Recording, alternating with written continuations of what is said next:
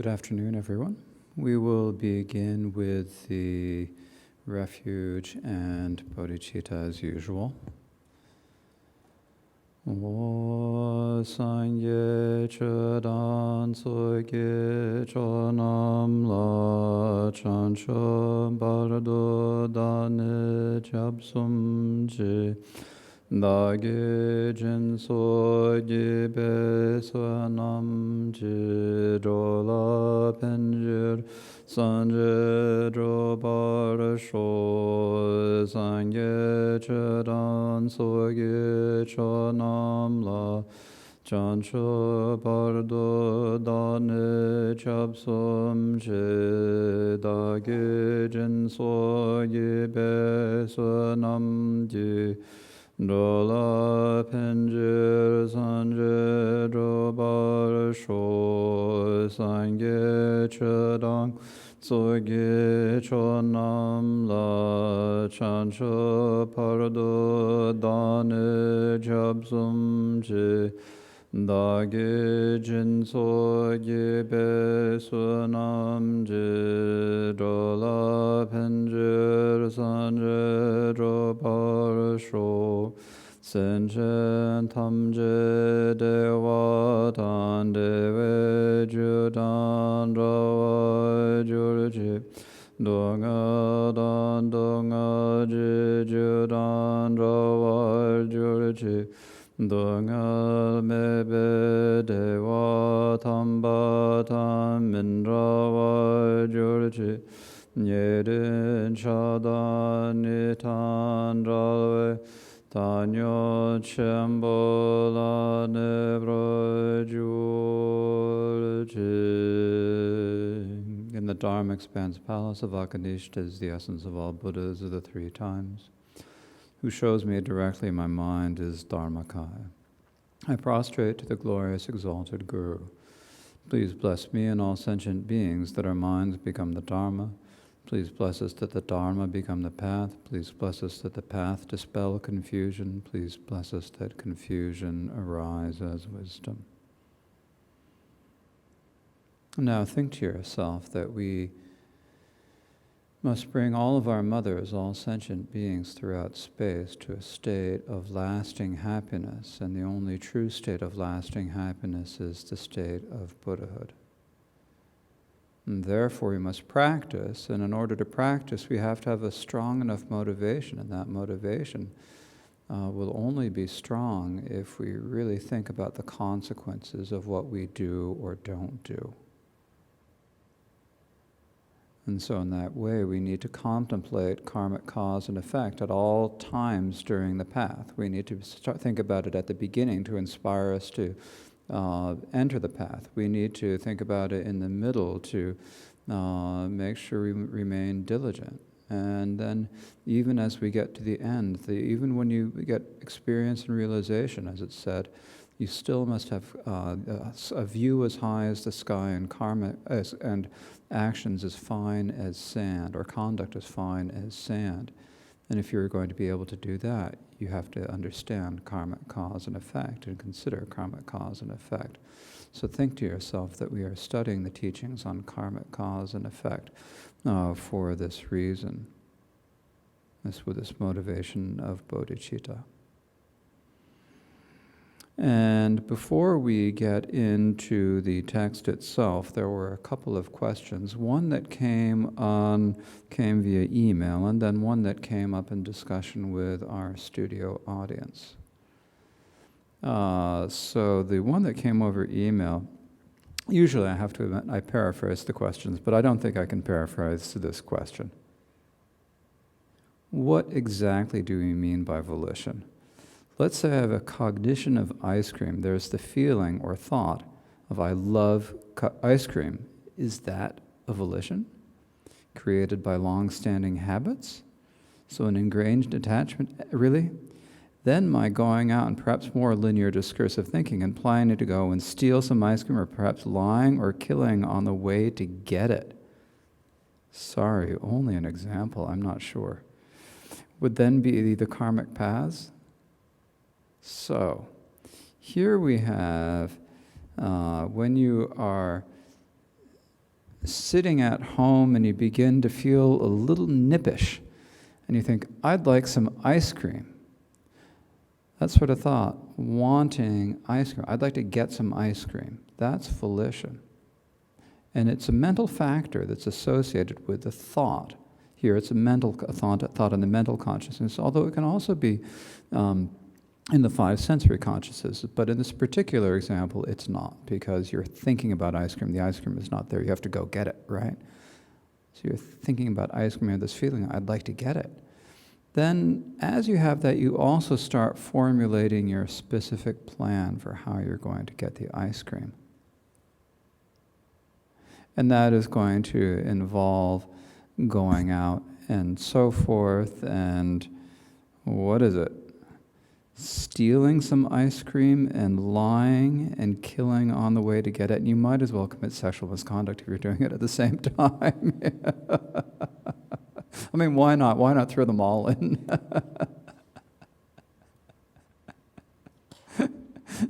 I'm just joking. But at this point, at that moment when you get the ice cream, whether by nefarious means or by good means, the moment that you're getting that ice cream, there's the volition of still wanting ice cream at that point. That's the volition we're talking about. If you have the thought, now I need to get ice cream, and the only way I can do it is to kill the security guard who's protecting the ice cream. This is valuable ice cream after all. Then the moment that you kill that security guard, you have a volition of wanting to kill. You have the intention of stabbing the ice pick, wherever you're going to stab. And then, and so you have that volition and intention at that time. So, what we're talking, and when you're discussing the particular karmic paths yesterday, we were talking about the volition at the time that you're doing the actual karmic path. So that's what we're discussing. So it's a fairly limited, because those volitions are momentary. They arise and they perish in every second, or in every every instant, just like any other mental factors. So we're talking about particularly in a very microscopic level, at that moment of completing the act, how many other acts can be at the same time as you have the volition for doing one act. In other words, what we're saying is, like, when you're doing an act yourself, you can, like you're doing it for ice cream, then you've got covetousness of wanting that ice cream. And then also, and so then you have the volition of stealing to get your ice cream, for example. And then you also might be having your, the other members of your gang, Causally engaging in killing and lying and so forth in order to do that. And in that way, they'd be killing and lying and so forth at the same time that you're actually getting the ice cream, right? So that's how you'd have multiple ones going at the same time. So you have that one volition of wanting ice cream, but at the same time, your proxies are doing other things. So you've got multiple actions at the same time. Well, that was the first question. I hope that's a clear answer. Then the second question, the one that came up in the discussion with our studio audience. I'm just looking at my notes. Right. So basically, the question, when we talk about idle chatter, any afflicted words are chatter, it says in the root text. So that's like pretty big category. And given that basically everything we say is defiled, is it possible for us to say anything that is not afflicted, that in other words is not chatter? Wouldn't everything we say become chatter? So here in the Great Exposition School, it probably is the case that words, that all communicative sound is probably, could well be defiled. So we have to remember there's a difference, though, between defiled and afflicted. So when we're talking about defiled, what we're talking about is something that you can feel an affliction about. But it is not necessarily an affliction itself, nor is it necessarily afflicted, nor is it necessarily like a mind that is afflicted at the same time. So, in other words, you can say words that are perhaps even virtuous, and they'd be defiled, but they'd still be virtuous. We wouldn't call them afflicted, but they are virtuous. So that means that not everything you say is necessarily idle chatter. So, for example, if you come into a beautiful shrine room and you see a beautiful statue such as we have in Vancouver. Of course, all of you at home are probably only really able to see me. You probably can just see the base, but it's a beautiful Buddha statue behind us. And you see this beautiful Buddha statue, and you are so moved by your faith that you spontaneously sing a verse in praise. That verse in praise is not afflicted, right? But it is defiled. And the reason why it's defiled is that then later you can think, wait a minute, that was a nice verse of praise. Aren't I great to be able to make up verses of praise just like this? Look at me, I'm wonderful. And then you get proud about it. And pride is an affliction. So that verse of praise is something that you could later feel an affliction about. So it's defiled, but when you're saying it, it is not afflicted. It's so therefore, it's possible to speak in ways that are beneficial, that are helpful. You can speak with good, virtuous motivations, and that type of speech doesn't become idle chatter. When you have to be careful is when you start getting careless. Now, there are certain things that you're going to say that are just going to be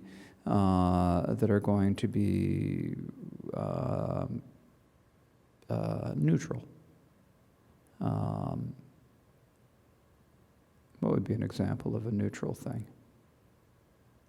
I was thinking of, please pass me the salt, but actually that may not be neutral because it might be motivated by greed for the taste of salt. It's like, I've run out of toothpaste is probably neutral, unless you really have a craving for toothpaste. If you just wanted to brush your teeth because you have to keep the dentist off of your back, then it's not going to be, then it's probably pretty neutral, right? Maybe that even though there's a bit of desire. So you have to be careful. And then, of course, it's also really easy to fall into afflicted speech. So that's just something we have to be careful about. You just have to maintain your mindfulness, awareness, and carefulness. Now, mindfulness and awareness, we speak about those quite a bit. Mindfulness is remembering what you should do and shouldn't do. Awareness is knowing what you are doing, saying, or thinking at any time. And then carefulness means being careful, basically. And what does carefulness come from? It comes from really valuing something, really thinking it's important. And how do you get to the point of thinking that your speech is important? Well, you have to think about the results of the speech. You have to think about what it's going to lead to. That's why, in one level, you can look at it in terms of what does it lead to in your daily life, and that's a really good way to think about it because we can see it, we have a real feeling for it.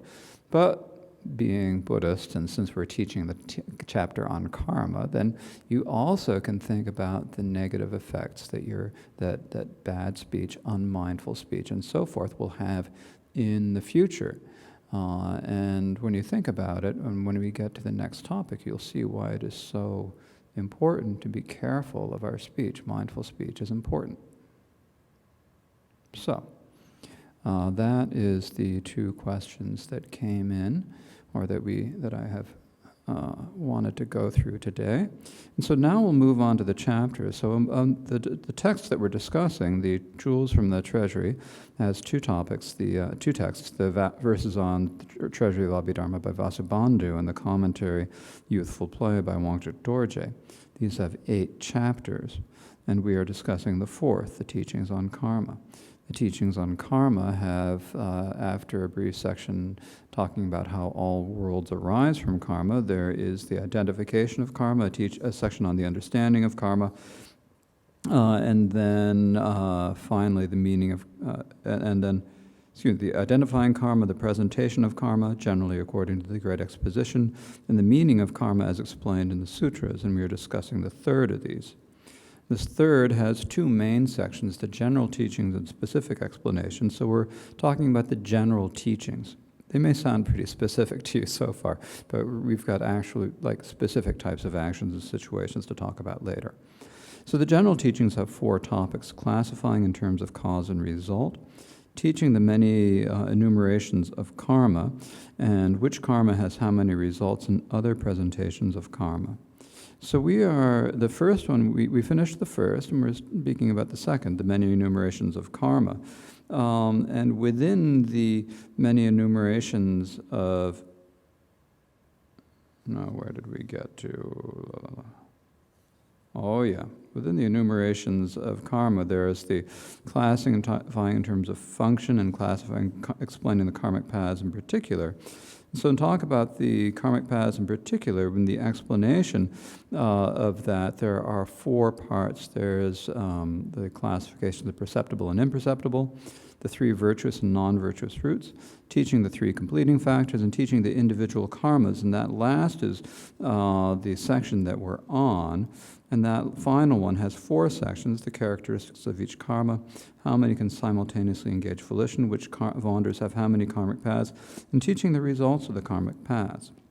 And that is the section that we have come to today, talking about the results of the karmic paths. So you need to be able to understand what the actions are, and then you also need to understand what the results are. The reason why we need to know what the results of the karmic paths are is because if you don't think there's any result, you're not going to refrain from the non-virtuous ones, and you're not going to practice the virtuous ones. Why would you if there's nothing going to come of it? You might as well just enjoy yourself. So that's why it's important for us to go through this. And so when talking about the 10 karmic paths, we will talk about the actual part of this, the main presentation, and as well we'll also talk about additional points. And the main portion, the actual discussion, has two parts: presenting the position and then the reason why. And so this is on the top of page 357 in the book or PDF. It is verse 85a, lines A and B in the ebook.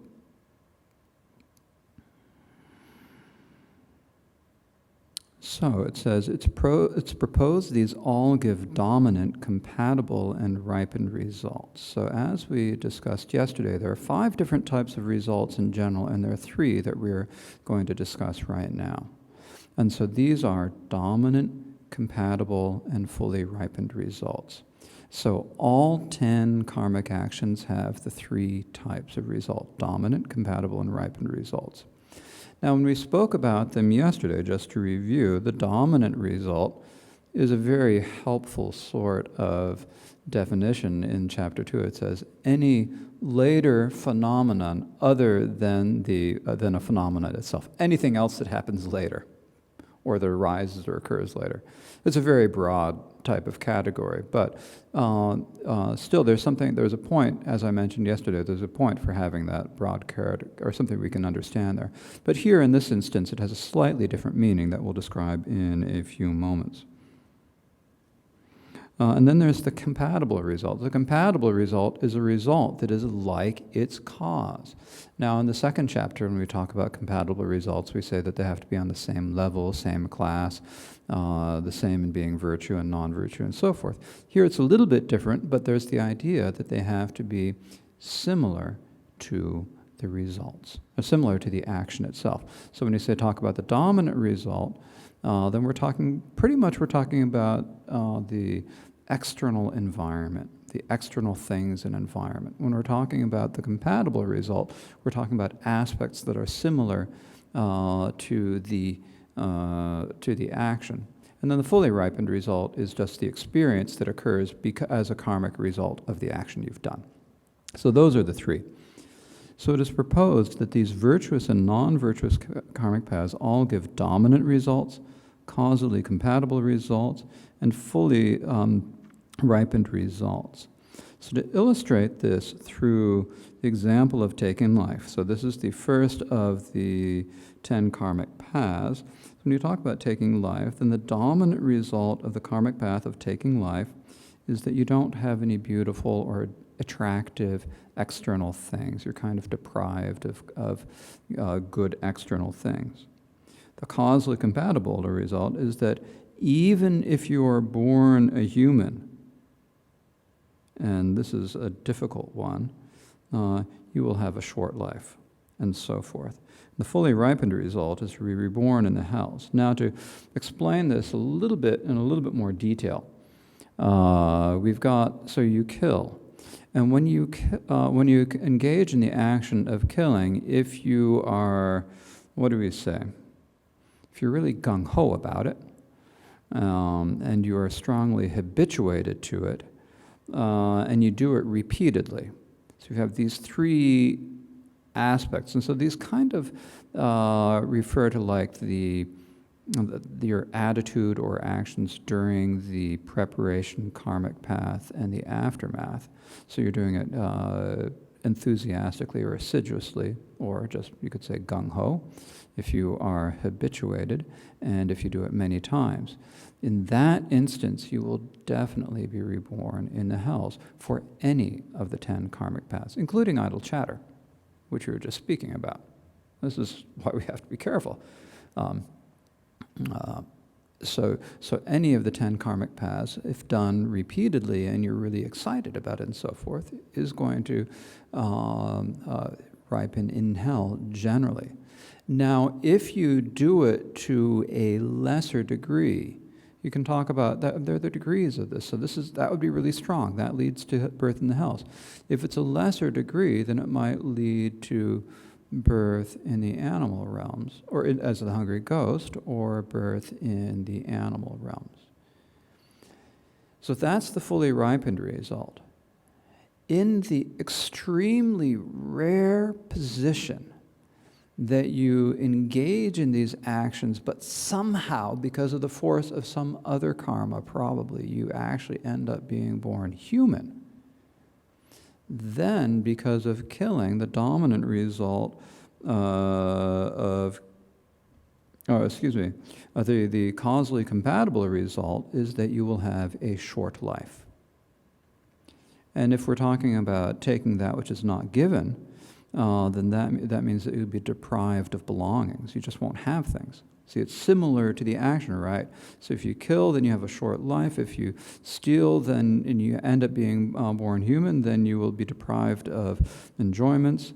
If you engage in sexual misconduct, here this is a difficult one, and other translations deal with it in very different ways. One of them says that you will have an unfaithful spouse. The other says that you will have a spouse that will be like your enemy. Maybe it's both. That's the result of sexual misconduct. I should say partner. These days we don't necessarily have spouses, but many of you have partners. But because of lying, then you will be frequently criticized. Because of divisive speech, you will be divided from your friends. Because of harsh words, you will hear a lot of unpleasant speech and a lot of unpleasant words. Because of idle chatter, your words will not be considered credible. Because of covetousness, then you will be extremely lustful. Because of malice, you will become a very angry person. Because of wrong view, you will be extremely deluded because, wrong view is delusion, basically. So those are all causally compatible results. So they're similar to the causes. Now, it's like when we're talking about what's the relationship between that fully ripened result and the causally compatible result? Because this is a really kind of tricky thing. So, like the fully ripened result, well, your ripened result is being like born or something, isn't it? So that lifetime, the life there would be a fully ripened result. And yet at the same time in that lifetime, the causally compatible result of that would be, the causally compatible result of that killing is that there would be some obstacle that would cause your death, an early death. And so in that way, they're just slightly different. One is talking about the life, the experience of the life itself. The other is talking about the condition or the obstacle that would cause your death. So those are the causally compatible results. And then we also have the dominant results. And the dominant results, remember the dominant result in terms of its characteristics is given in the second chapter is any later phenomenon or any later composite other than the essence of that that dharma itself. So it's a later thing that's other. So like when we talk about the dominant results of the 10 karmic paths, we're talking about other external conditions, not the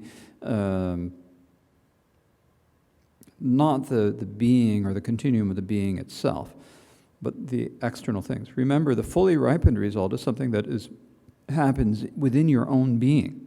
It's like an experience that you have. It's something that happens to you, so it's included in your own being. The dominant result here, we're primarily talking about external things. They're not included in your being, like this iPad or this book are not included in my being. Similar, the dominant results are external things that aren't included in your being. So these are for killing. It means that you would have that the external things that you do have in the environment that you're in is a place that's kind of hasn't got a lot of vitality or much power, and so you're in kind of a weak position as a result of that. And because of stealing, then you would be in a place where your crops would be destroyed by hail and excessive rainfall and floods and such. Because of lustful sexual misconduct, you would everywhere would be a very dusty location, it says. From lying, then you would be in a place that just smells foul. From divisive speech, you'd be born in you would be in an environment that has very steep ups and downs, a very rugged and difficult to travel environment where everything is divided by steep ups and downs. From harsh words, then the ground would be, the earth would be very salty and unfertile, or it'd be like a wasteland. You'd exhaust yourself, and there'd be a lot of threats in the environment. That comes from harsh words. Out of idle chatter, the seasons get all messed up, so that when you need rain for your crops, instead you have drought. And when you need dry weather for crops to ripen, then you get rain that destroys them, and so forth. Because of covetousness, then the fruits or the vegetables and the grains would be small. Because of malice, the fruits or the results of your crops would be bitter. And because of wrong view, it says, there would be few results or almost no results as a result of wrong views. So those are the dominant results. Now, there are different positions that different schools give, and I don't want to necessarily go through them because they're not in Wangchuk Dorje's commentary, and so that's maybe when you have your advanced Abhidharma course. But the basic point here is that we've got these different types of results. We've got the fully ripened result, which is like birth in a place or some sort of like congenital condition or something that might cause you to have a heart attack or whatever. You've got the dominant result is the environment and the things around you, and then the causally compatible result. And the causally compatible result here is presented primarily in terms of things happening to you. external things. Now, this causally compatible result actually is not really different. It is not in essence different than either the dominant or the fully ripened result. It actually, if you look at it carefully, you could say, oh, actually, this could be, any of those things that are the causally compatible results could be either considered fully ripened results or dominant results. But it's presented separately here because it is because of the similarity of that effect to its cause. So that's why we're talking about it. So basically, I think what this means is that when you find yourself with afflicted intentions, or thinking about afflicted actions, or when you think about your own afflicted actions from the past, you look at what was the nature of that action and see what was it like, and then you can sort of see what is the result of that action going to be. It's going to be similar in some ways, and that's why we talk about the causally compatible result. Now, many of you who have done the special preliminary Ngundo practices, or the common preliminary practices, remember the teachings on karmic cause and effect that are given in texts such as Words of My Perfect Teacher and The Torch of True Meaning. And there they talk about two types of causally compatible results. They talk about compatible actions, and they talk about compatible experience. So here, what is presented in the Treasury of Abhidharma, in the auto commentary and many commentaries, is what we'd call compatible experience. You do something, and then in the end, something similar comes back to you. But there's also that compatible action, which means that by doing something once, you're building a habit, and that habit means that you're going to be more likely to do it again. It's kind of like that first cigarette. You smoke the first cigarette, and you're more likely to be up. You're going to be up to 3 packs a day before you know it. Similarly, in New England, where I have lived much of my first part of my life, a lot of people go hunting in the fall. And I was speaking with someone who didn't start hunting until it was later in his life. And he said, the first deer was really difficult, but after that, it's not so hard. And killing the first one is hard. And then once you're used to it, then it's easy to do it again. And so this will then continue over into future existence. So that's what we would call the causally compatible, the compatible actions as a compatible result. So those are the causally compatible results. So then the question is, why? Why is it like that? What is the reason for it? And this is what's presented in the next section, going back to the Wangchuk Dorje commentary. It says, since it makes suffering and kills and destroys vigor, the 3 results. So why do these karmic paths create the 3 results, you ask? To illustrate with taking life, since one makes another being suffer, there is the fully ripened result of enduring the sufferings of the hells. So you're creating suffering, and then the ripened result is primarily experience, right? That's the main thing that we're talking about as ripening result is the experience. So you're causing an experience of suffering, you reap an experience of suffering.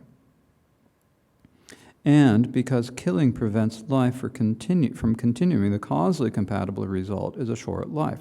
So you're stopping someone else's life, and the causally what's compatible result is that your life is also cut short. And then, because it destroys vigor in the region of the heart, the dominant result is to be born with little vigor or power.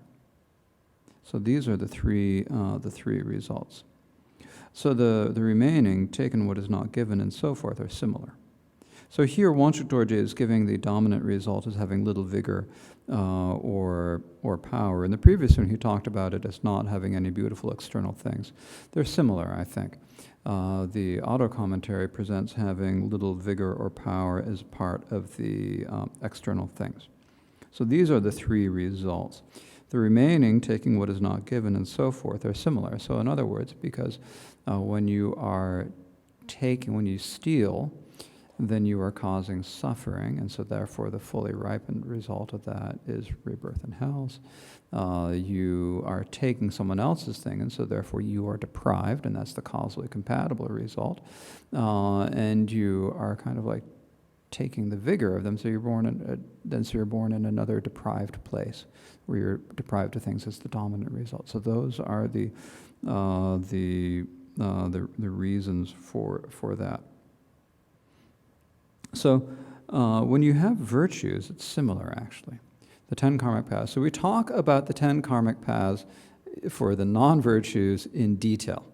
Then we talk a little bit about the virtues. So the lesser, medium, and greater results of the virtues are respectively birth among humans, birth among gods of desire, and the gods of the higher realms.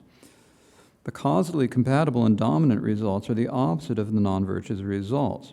For example, with taking the vow of refraining from taking life, then you would be live for a long life in a place that has a lot of vigor and power and just sort of majesty and wonderfulness and all of it. And so then it's similar for the other ones. In other words, the causally compatible results for the 10 virtues are the opposite of the causally compatible results for the non-virtues, and the dominant results are also the opposite of the dominant results of the non-virtues.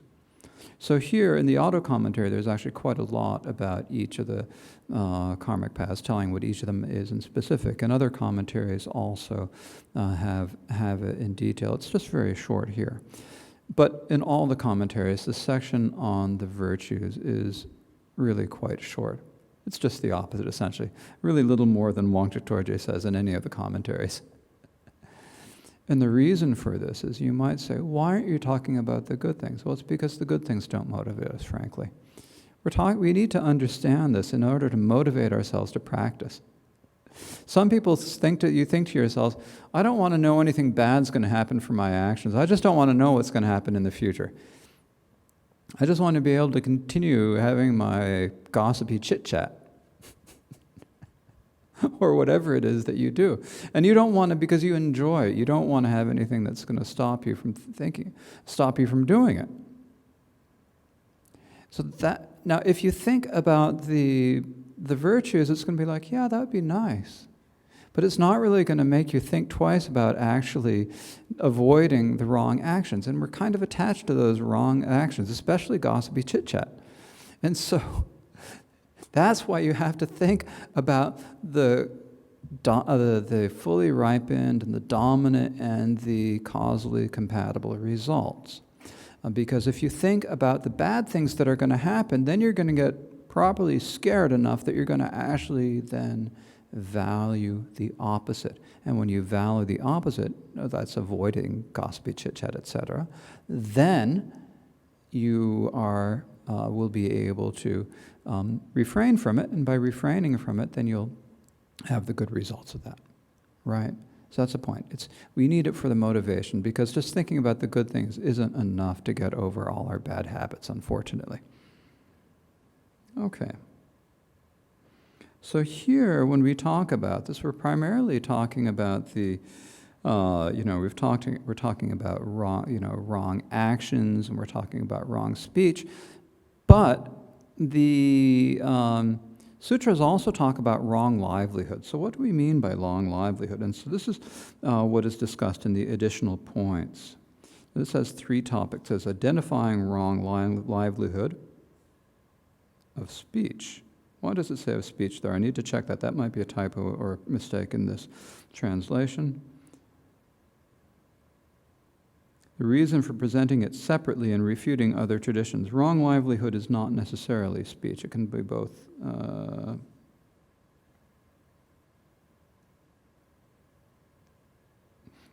At any rate, so acting with body and speech from greed is wrong livelihood. So wrong livelihood involves of our actions of the body and actions of the speech that we do, motivated by greed. Now, greed here, as I've said many times, it's a strong word, but it actually refers in this context to a very wide range. Anything from a little bit of attachment to, really gluttonous greed. everything in between. So that would be greed. So when we act out of greed with our body and our speech, that's what we mean by a wrong livelihood. So the Bhagavan, here it says in the commentary, the Bhagavan taught about wrong speech, wrong action, and wrong livelihood, these three. So the first two of these are karma of speech and the karma of body, or the negative karma of speech and the negative karma of body, that are produced by hatred and delusion. Right? So wrong speech would be speech that's produced by hatred and delusion, and wrong action is the karma of bodies produced by hatred and delusion. But when we have action with body and speech from greed, it is not only wrong speech and wrong action, it is also wrong livelihood. And so this basically means that when you're acting out of greed and so forth, then acting out of greed, then it's also considered a wrong livelihood. Now, when we look at the auto commentary, it's clear that to a large extent this was aimed at monks as the original primary audience that this was talked about would be the bhikkhus and the bhikkhunis. It's the monks and nuns. And so monks and nuns depend upon sponsors for their livelihood. And because they're ordinary individuals, sometimes they want things and they might not be so, what do we say? They might not, they have not given up desire yet, they're still ordinary individuals. Monks and nuns are human. And so it's normal that they're going to have some desires, and some are going to be more likely to act on them than others. At the time of the Buddha, there was the gang of 6 bhikkhus and the gang of 17 bhikkhunis, and acting out of greed, they did most of the infractions that led to the 253 rules for bhikkhus and the 360 for bhikkhunis. Each of these rules was made when some incident arose, and most of those incidents arose because someone wanted something.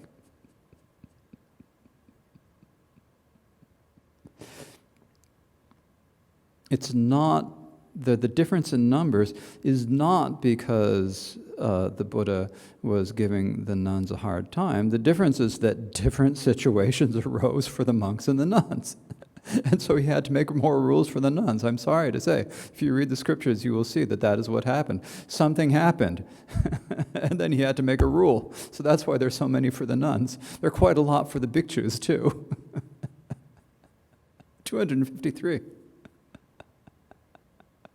So, at any rate, so, if you then go out and you want to get more, you want to get nicer robes, you want to get more offerings, then you're going to go up and you're going to flatter people. You might even tell lies. You're going to engage in chit-chat, not out of a wish to benefit, but in order to kind of get more. You're going to say divisive speech in order to make them give less to the other bhikkhus and bhikkhunis. It's forced speech, right? You might even engage in stealing and lying and whatever else you're going to do that you really shouldn't be doing, right? So that is what we call a wrong livelihood. So at the beginning, it was primarily talking about bhikkhus and bhikkhunis as wrong livelihood. But it also applies to lay people, because if you think about it, why is that a problem for the bhikkhus and the bhikkhunis? It's because it prevents them from doing their spiritual practice. When you're out there acting on greed, not only are you making more and more afflictions and karma to purify, you're also taking away all the time that you could be spending studying, listening, contemplating, and meditating. Similarly, for lay people, when you're really attached to things, you're acting out of greed and you don't want to give things up, you try to get more of this and more of that, then that time that you spend doing that also prevents lay practitioners from doing their practice. It's the same, similar. It's similar. I don't know, is it the same? We have to think about, is it the same or not? But at any rate, that's the reason. So in this respect, while it was initially focused on the bhikshus and bhikkshunis, it also applies to lay people. So when you're engaging in flattery and singing and dancing to, you decide you want to support your Dharma practice, and so you go out and you post a lot of things on Facebook, and then you start singing and dancing and busking at the subway and whatever you're going to do to try to get all those hours that you're down there playing the fiddle on the subway. I guess you're going to be playing the guitar these days. People don't fiddle as much. I for some reason, whatever. Whatever you're doing to busk on the subway, that's time that you are taking away from your listening, contemplating, and meditation. So it's the same thing. So that's the point. It creates problems, difficulties for our spiritual practice. And the reason why it is taught separately is it's hard to cleanse, so it's taught separately. The dharma of greed is subtle, and it also seizes the mind. It is not easy, even for the extremely wise, to guard themselves from the karmas it motivates, and it is hard to cleanse or purify for the rest of your life. Therefore, it is taught separately from wrong speech and wrong action. So it's taught separately. It's not included in the two because greed is really difficult. We don't see our greed. We don't see the attachments that we have. Or if we see them, we're often not willing to give them up. We're just not willing to go through the hardship that you have to go through in order to make progress on the spiritual path. And that includes not just, and I'm not looking out at lay people, I'd look at myself too, I'm not walking around with only the 13 possessions of a bhikshu. I've got a big suitcase and I can't fit everything in that. And I've got more stuff elsewhere. I've got too much stuff. So I'm attached to things. We all have this problem, and it prevents all of us from doing the things that we want to do, which is to achieve Buddhahood. So, it's like, if you read the teachings of Gampopa or the teachings of Jamgon Kongtrul Lodro Tai, great masters, and many other teachings, it's like, you've got to be able to go out and devote yourself to meditation if you want to achieve Buddhahood in this lifetime. You have to have that. And if you're so attached to your comfortable feather bed, then you're never going to go out and spend enough time, go to some place where you won't be distracted, right? So it's that attachment. Now, maybe it's not a comfortable feather bed, but there are things that we're just not willing to leave behind, or that most of us aren't willing to leave behind. We're weighed down by them. They hold us back, and you think about them, and there's this and that. Even when you're traveling, there are some monks who will go on a 3-month-long trip with a little carry-on trolley. There are some lay people who do this too. There are some lay people who live out of these for years. And, it's like, I can't do that. Look at me. I'm stuck here talking instead of actually doing something. Right? So it's hard. It's very hard to cleanse. It's hard to get over those attachments. Okay. So refuting other traditions, so this has 2 points. There are other people who talk about greed and about this, and so the other position is saying it's greed for sustenance. So there are some people who say that wrong livelihood is greed for sustenance only. So if you want something that's going to sustain you in food or so forth, that does not include, diversions like singing and dancing and so forth. That's not included. It's just when you're trying to get food and clothing and such. So the commentary reads, "It is said that if it is body and speech karma aroused by greed for sustenance, that alone is wrong livelihood." In other words, if it's greed for something else, it's not. It is not logical for the dancing and singing that please us to be wrong livelihood. So they say. But that is not the position of the Abhidharma or of Vasubandhu, and the reason is because that contradicts the sutras. So saying it's greed for sustenance contradicts the sutras. Because this proposal contradicts the Discipline Sutra, it is not logical. So this is a sutra. Actually, Yashomitra says that it's the chapter of a sutra. And it is said in that sutra, watching elephant fights and so forth is presented as wrong livelihood. It's not just elephant fights. It includes like boxing,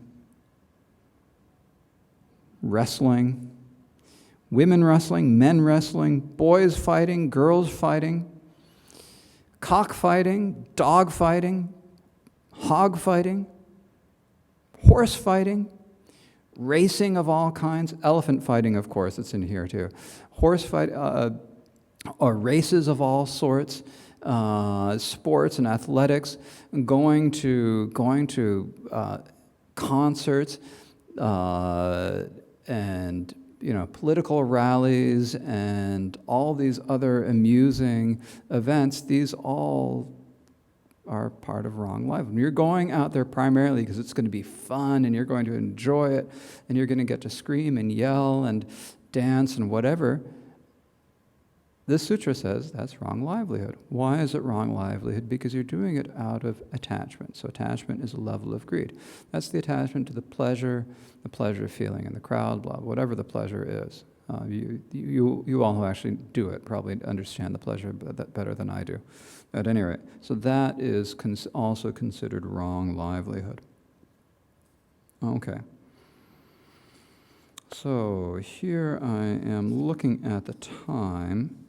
And I think actually I'm going to leave it here for a day because really we have just finished the one of the major sections of one of the longer sections in the teachings of meaning of karma explained in Sutra. We talked about the classifying karmas in terms of cause and result and teaching the many enumerations of Dharma. We've just finished that. So now we have the section on teaching which karma has how many results. So this is a little bit similar to what we've just spoken about, but it's to us speaking about it in a slightly different focus and looking at things in a little bit more microscopic level. So I think that's going to be something that will be better off left for the day after tomorrow. So we'll leave the teaching here for today. As usual, as usual on Mondays, and tomorrow being Monday, it is the day off here at Trangu Monastery, Canada. So we will not have class tomorrow, but we will have the class the day after tomorrow. So now please and dedicate the merit of teaching and listening to the Dharma to the benefit of all sentient beings so that they may be able to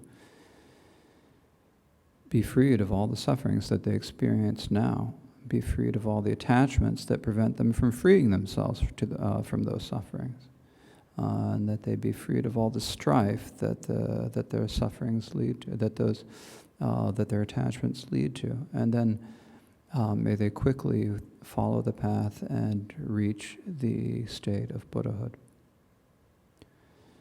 Osanam de dam je se pani tone nye pedra nam pam chene Kegana chi bala chobai